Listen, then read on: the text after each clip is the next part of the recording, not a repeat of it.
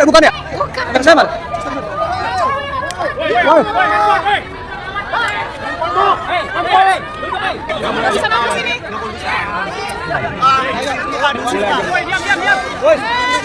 Ya, jadi ada 3 hal yang paling utama, paling pokok di dalam dakwaan yang tadi dibacakannya. Pertama adalah berkaitan dengan ilmu saya, ilmu anatomi morfologi yang memang sudah saya sampaikan di dalam INUS 29 April 2025. Saya diundang sebagai ahli, di mana di situ saya memberikan penjelasan tentang bagaimana saya melihat dari dokumen yang beredar atau benda digital yang beredar di internet, yang banyak orang mengatakan itu sebagai ijazah Joko Widodo. Di situ saya menyoroti hanya satu hal yang menjadi domain saya, yaitu foto, ya. Karena itu saya menggunakan ilmu saya, anatomi morfologi, untuk memberikan penjelasan, ya. Kalau memang penjelasan ini harus dikomparasikan dengan ijazah asli, maka munculkan ijazah asli itu, ya.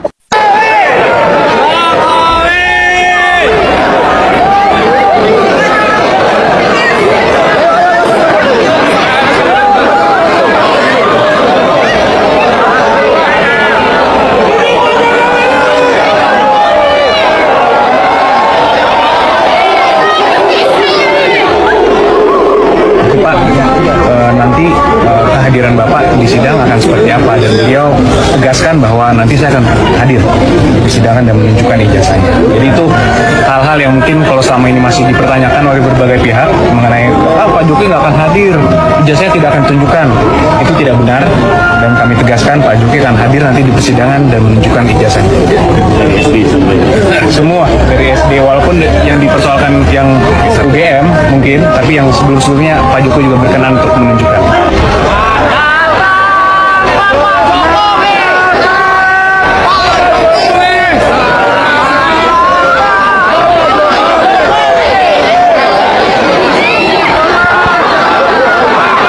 Tadi boleh di... Oh, boleh, mana.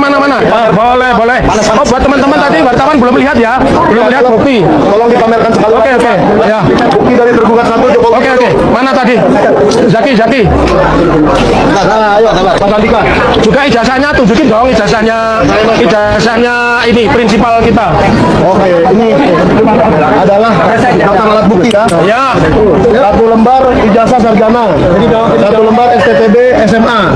Nah, ini Bacanya ini, keterangannya ini Mas Bro. Oh iya. Salinan dari cetak PDF.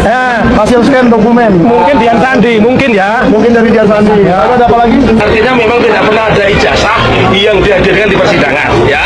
Kemudian yang kedua, UGM selaku tergugat 2, tergugat 3 yang notabene adalah tempat di mana Bapak Joko Widodo berkuliah dan sudah berulang-ulang dinyatakan oleh Bu Rektor, oleh Wakil Rektor, ya, bahwa beliau alumni UGM, itu pun hanya menunjukkan kopi dari persidangan. Jadi tidak ada kopi ijazah pun tidak ada. Terkait dengan adanya penyerahan atas ijazah asli atas nama Pak Jokowi kepada Polda Metro Jaya, ini bukan semata-mata karena surat perintah dari penyidik, tetapi disertai pula adanya izin dari Ketua Pengadilan Negeri Surakarta. Bahwa ijazah yang dimiliki oleh Jokowi itu adalah ijazah palsu, dan kemudian skripsi yang juga dikatakan itu adalah skripsinya Jokowi itu juga yang tidak memenuhi syarat di dalam proses akademik. Mengapa? Karena Anda tahu ya, kalau namanya Anda menulis skripsi itu harus ada lembar pengesahan ya. Roy Suryo mengatakan bahwa coba Anda lihat ya, itu halaman pertama itu bagus, pakai huruf-huruf yang bagus, Times New Roman.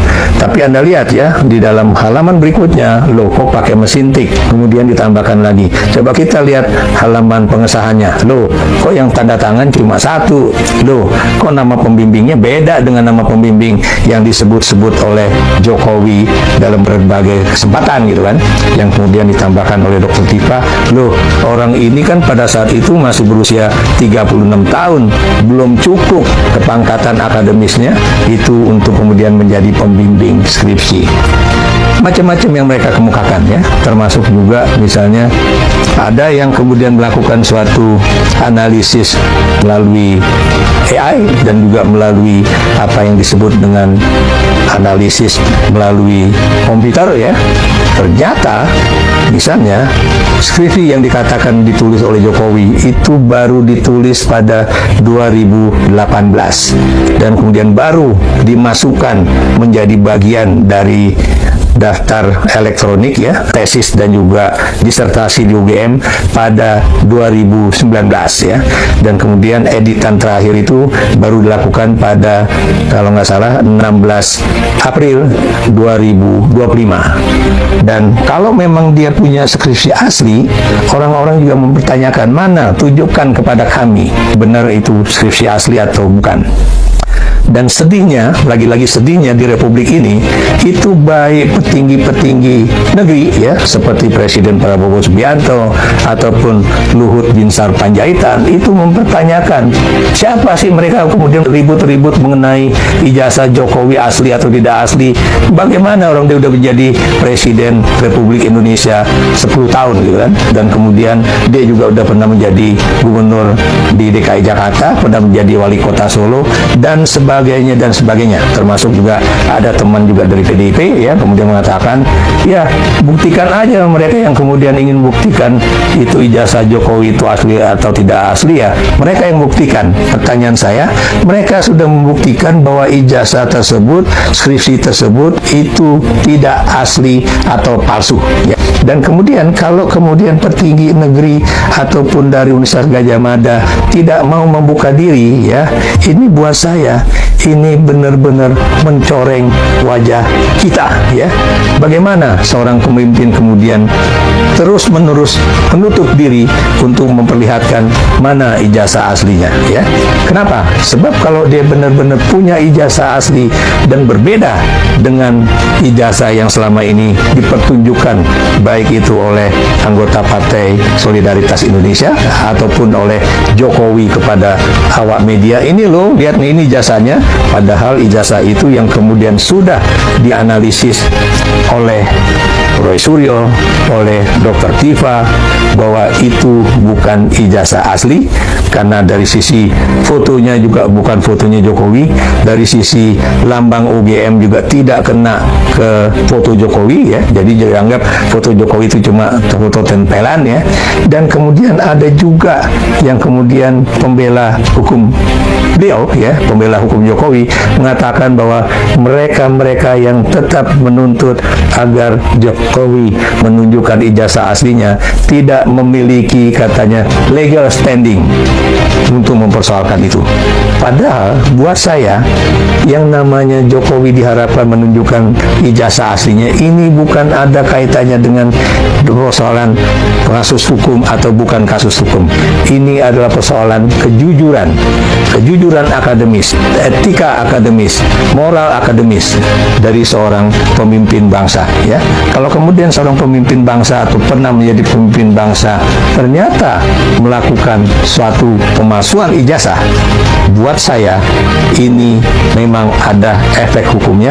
Tapi yang lebih penting dari itu adalah dia tidak jujur, karena dia menggunakan ijazah palsu atau juga proses menjadi sarjananya itu juga tidak berjalan dengan apik. Kenapa? Karena pertanyaan-pertanyaan dari Dr. Rismon misalnya ya, kapan misalnya dia ikut kuliah kerja nyata, di mana, di daerah mana ya, dan kemudian ada beberapa poin juga yang adalah bagian dari proses akademik baik di UGM atau di universitas yang lain ya, itu juga ternyata tidak dijalani oleh Joko Widodo atau tidak bisa ditujukan oleh UGM kepada masyarakat ya. Dan sekarang kita juga tahu ya, baik itu mantan petinggi UGM dengan petinggi UGM sekarang, dengan juga berbagai alumni atau juga anggota dari Kagama ya. Kagama itu adalah keluarga Gadjah Mada ya, Universitas Gadjah Mada. Dan buat saya, Kagama itulah suatu organisasi anggota alumni dari Universitas Gadjah Mada yang sangat solid biasanya. Tapi dalam kasus ini rupanya mereka juga ada yang masih mengatakan ijazah Jokowi itu asli, tapi tidak sedikit pula yang mengatakan bahwa Jokowi tidak punya ijazah asli. Kalau bukti-bukti tidak diberikan pada kami, bagaimana kami bisa melakukan perlawanan, majelis? Yang mulia, Begini, tadi kita di awal sekali sebelum dibacakan surat dakwaan sudah interupsi. Ada yang salah dari proses ini. Ketika masih dalam status tersangka Ibu Tifa ini, harusnya sudah menerima lengkap seperti yang diterima oleh pengadilan ini. Kalau kita mempersoalkan apa yang dimaksud, kita sudah praktek sekian tahun, bertahun-tahun dari KUHAP yang lama dengan seperti itu. Mengapa ketika KUHAP baru kita kemudian akan berubah? Kan tidak. Dan jangan jaksa mengatakan ini sudah tahapnya begini-begini. Sudah kita ini lega hati, sudahlah dengan pembacaan surat dakwaan. Tapi jangan kemudian kita melakukan normalisasi kesalahan. Mari kita luruskan persidangan ini. Terima kasih. Yang selama ini diklaim ada itu ternyata tidak pernah ada sama tidak aslinya, catatan tidak ada bukti yang bisa dipertanggungjawabkan. Semua yang selama ini disampaikan adalah alasan, penjelasan yang tidak berdasar, dan janji yang tidak pernah ditepati. Hadirin sekalian, mari kita pahami betapa berat dan betapa pentingnya momen ini. Seseorang yang pernah memegang jabatan tertinggi di negara ini, yang memimpin bangsa selama 10 tahun, akhirnya hadir di persidangan, dan ternyata tidak bisa menunjukkan bukti kelulusannya. Tidak bisa membuktikan bahwa ia benar-benar menyelesaikan pendidikan sebagaimana yang diklaim selama ini. Ini bukan sekedar masalah selembar kertas. Ini adalah masalah kepercayaan. Ini adalah masalah kepercayaan. Ini adalah masalah apakah seorang pemimpin negara berani jujur kepada rakyatnya atau tidak. Selama ini rakyat percaya, rakyat hormat, dan rakyat mendukung.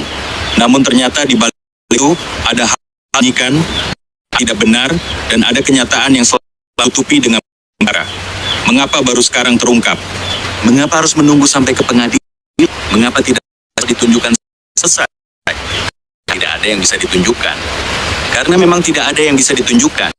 Karena jika sejak awal, maka semua kekuatan, semua pengaruh, dan semua kepercayaan yang diberikan rakyat akan runtuh seketika. Maka dari itu, harus ditunda, harus ditutupi, harus mencari 1000 alasan. Sampai akhirnya kebenaran tidak bisa lagi ditahan dan harus terungkap di hadapan sidang yang sah. Di dalam ruang sidang itu, suasana menjadi sangat hening dan sangat menegangkan. Para hakim memeriksa dengan teliti setiap penjelasan yang disampaikan. Setiap pertanyaan diajarkan dengan tegas dan setiap jawaban diberikan ternyata dijelaskan keberadaan ijazah yang dimaksud. Yang sah, tidak ada catatan yang cocok, tidak ada saksi yang bisa yang jelas belit, ada pengakuan yang justru semakin memperkuat dugaan memang tidak pernah ada itu. Rakyat yang menunggu di luar ruang sidang, yang mengikuti perkembangan sebagai penjuru negeri, tentu merasa sangat terkejut, sangat kecewa, dan sangat sedih. Terkejut karena tidak menyangka hal ini bisa terjadi pada seseorang yang pernah menjadi pemimpin negara. Kecewa. Sobat Politik, selamat datang kembali di kanal YouTube kita, Kabar Politik Viral, wadah dialog, analisis tajam, dan pusat informasi terpercaya bagi seluruh rakyat Indonesia dari Sabang sampai Merauke. Pada kesempatan yang sangat penting dan bersejarah ini, kita akan membongkar secara tuntas, mendalam, transparan, dan tanpa ada yang ditutup-tutupi mengenai perkembangan sidang kasus dugaan ijazah palsu mantan Presiden Joko Widodo yang kembali mendobrak ruang publik dengan menyedot perhatian nasional. Selama lebih dari 10 tahun, persoalan keabsahan dokumen pendidikan tingkat sarjana ini terus menjadi tanda tanya besar di tengah masyarakat. Banyak pihak yang mencoba menganggap isu ini selesai, namun rasa keadilan dan dahaga akan kejujuran dari rakyat Indonesia tidak pernah bisa dibungkam begitu saja. Hari ini fakta-fakta baru terungkap di meja hijau dan kita akan bedah satu persatu secara terstruktur. Sobat politik, mari kita masuk ke pembahasan pertama mengenai gugatan perdata dan tata usaha negara senilai 125 miliar rupiah yang secara resmi diajukan ke pengadilan. Angka ini bukan sekedar nilai nominal acak, melainkan hasil kalkulasi hukum yang cermat dan tim advokasi penggugat. 1. Kerugian material negara meliputi akumulasi penggunaan gaji, tunjangan jabatan, biaya operasional, hingga fasilitas negara yang diterima selama 10 tahun menjabat sebagai kepala negara. Jika syarat administratif utamanya tidak sah, maka pemanfaatan anggaran negara tersebut wajib dipertanyakan dan dikembalikan ke negara. 2. Kerugian moral marwah bangsa menyangkut harga diri, kerugian psikologis rakyat, serta kehormatan citra Indonesia di mata internasional karena dipimpin oleh pejabat dengan dokumen yang dipertanyakan keabsahannya. Majelis hukum yang memimpin persidangan menegaskan bahwa perkara ini menyangkut pilar-pilar konstitusi dan kepentingan umum. Oleh karena itu, hakim mengeluarkan penetapan resmi. Tergugat Bapak Joko Widodo diwajibkan hadir secara langsung atau prinsipal ke ruang sidang tanpa boleh diwakilkan. Beliau harus duduk dan bersumpah memberikan jawaban langsung atas keaslian dokumen fisiknya. Selain itu, sorotan tajam juga diarahkan kepada Kepolisian RI selaku tergugat 4 terkait status barang bukti dan dokumen yang disita agar tidak dijadikan alasan untuk menghindar dari pembuktian keterbukaan di persidangan. Sobat politik, bagian inilah yang paling ditunggu-tunggu. Kesaksian para saksi kunci di hadapan majelis hakim, termasuk saksi ahli dan mantan menteri kabinet, telah membeberkan 7 poin fakta hukum yang dinilai sangat menghentak. Yang pertama, ketidaksesuaian tanggal kelulusan akademik. Pada lembar dokumen tertulis tanggal kelulusan 15 Oktober 1985, padahal berdasarkan penelusuran kalender akademik UGM periode 1980 sampai 1990, wisuda resmi universitas hanya diselenggarakan pada bulan Maret dan Agustus. Bulan Oktober tidak pernah mencatat agenda yudisium atau wisuda besar. Berikut duplikasi nomor induk mahasiswa atau NIM. Hasil verifikasi arsip menunjukkan bahwa NIM yang tertera pada ijazah tersebut diduga merupakan milik mahasiswa lain dari program studi berbeda yang telah lulus lebih awal. Berikut kejanggalan analisis tanda tangan. Uji komparasi tanda tangan DK saat itu, Profesor Sujarwo, menunjukkan perbedaan drastis pada lekukan, tekanan pena, dan bentuk karakter garis jika dibandingkan dengan dokumen arsip otentik UGM. Berikut uji ilmiah kertas tinta. Pemeriksaan fisik menunjukkan penggunaan jenis kertas bersertifikat pengaman dan tinta sintesis modern yang baru diproduksi secara massal oleh pabrik pada era 90-an hingga 2000-an, bukan spesifik kertas era 1985. Berikut anomali data digital server. Data historis kelulusan pada server pusat perguruan tinggi tercatat baru diunggah pada 14 Mei 2014, tepat 1 hari sebelum atau saat momentum penetapan calon presiden di KPU. Berikut ketidakadaan fisik dokumen asli yang transparan. Selama bertahun-tahun, dokumen asli tidak pernah ditunjukkan secara transparan di hadapan publik maupun uji forensik terbuka. Berikut kesaksian rekan angkatan atau prosedur skripsi. Kesaksian rekan-rekan angkatan 1981 Fakultas Kehutanan menyatakan tidak pernah mengenali keberadaan fisik yang bersangkutan saat perkuliahan maupun KKN. Ditambah lagi dipertanyakan hukum mengenai kelulusan skripsi yang disinyalir tanpa tanda tangan pembimbing utama. Sobat politik, mari kita cermati konsekuensi hukum serta implikasi konstitusional yang sangat luas apabila gugatan ini terbukti sah di mata pengadilan. Yaitu 1. Berdasarkan azas hukum tata negara, jika keabsahan syarat administrasi utama batal demi hukum, maka seluruh undang-undang peraturan pemerintah hingga keputusan presiden yang ditandatangani selama 10 tahun berpotensi cacat hukum dan membutuhkan penataan ulang. Kedua, akuntabilitas keuangan negara.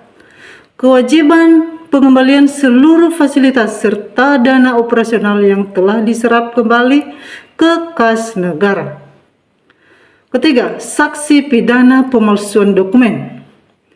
Berdasarkan KUHP, tindakan memalsukan atau menggunakan dokumen autentik palsu merupakan kejahatan berat dengan ancaman pidana penjara hingga 6 tahun. Keempat, presiden supremasi hukum. Kasus ini harus menjadi cermin bahwa hukum berlaku sama bagi seluruh warga negara tanpa terkecuali. Sobat politik, tidak kalah menariknya publik dan netizen di seluruh penjuru tanah air turut menyuarakan aspirasinya secara kritis. Akun Musriadi Zakia mengatakan menyerukan agar aparat penegak hukum bersikap netral, independen, dan jujur demi mengembalikan kepercayaan rakyat.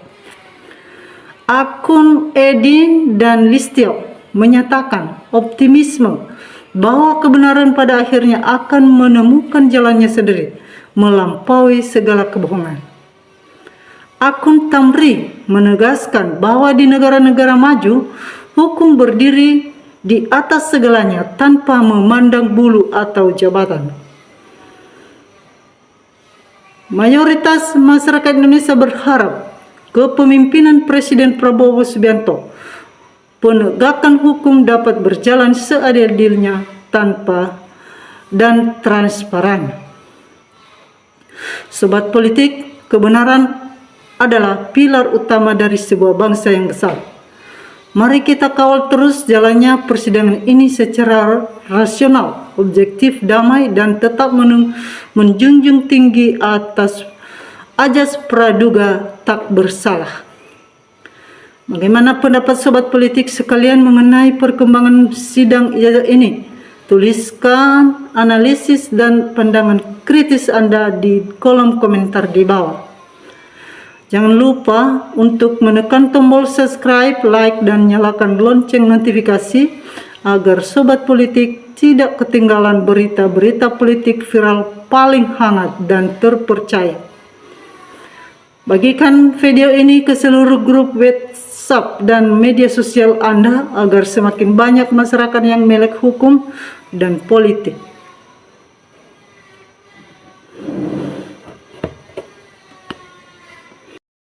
Mari kita membacakan komentar-komentar daripada teman-teman kita netizen yang tak kalah menarik tentang cuplikan video ini.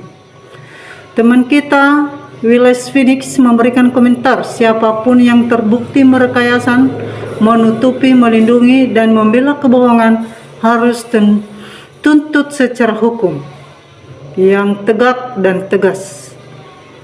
Teman kita Bima Prakoso memberikan komentar, ayo aparat penegak hukum harus benar-benar jujur dan adil dalam menegakkan hukum. Teman kita Negara Dagelan memberikan komentar, dari kasus ini membuktikan bahwa pejabat Konohan rata-rata SDM-nya paling rendah. Teman kita Masruk Biru memberikan komentar, yang menutupi kebohongan diusut dan diadili, termasuk pengacara polisi dan UGM terutama rektornya. Teman kita Suyatson Yusono memberikan komentar, semoga Allah Subhanahu wa Ta'ala cepat menunjukkan mana yang hak dan mana yang batil. Teman kita Minghar Langgudu memberikan komentar, selamat untuk Roy Tifa, semoga Allah melindungimu dan memberimu umur panjang. Salam pemberani. Teman kita Akbar Budi Sastria memberikan komentar, habis Jokowi lanjut koreksi ijazah Gibran biar bersih sekalian. Teman kita Sumiono memberikan komentar, saya berharap para jaksa jujur, kalau benar ya katakan benar, kalau salah ya katakan salah. Kalian adalah bertanggung jawab di akhirat, jangan mau disumpah dengan harta. Teman kita Zuhaidi memberikan komentar, semoga hancurlah segala kezaliman, kecurangan, kebohongan, serta keangkuhan yang membuat seluruh rakyat Indonesia yang tidak mencilat, memoles, mengambil muka, angguk-angguk, dan juga kedip-kedipan dalam melakukan kezaliman kepada rakyat Indonesia, walaupun tidak langsung. Teman kita Year 11 memberikan komentar, polisi takut sama Jokowi. Teman kita Rusba Rusli memberikan komentar, anaknya lagi itu yang wakil presiden, mungkin dia tidak tamat SMA, ayo tuntaskan semua. Teman kita Rusba Rusli memberikan komentar, amin ya Robin. Demikianlah teman-teman daripada teman-teman kita netizen yang memberikan komentar tentang cuplikan video ini. Mari kita kawal terus perjalanan daripada politik negara Republik Indonesia. Kita sebagai rakyat wajib kita ikut serta mengawal demokrasi dan terlebih-lebih memastikan kepastian demokrasi di masa yang akan datang. Salam NKRI, harga mati.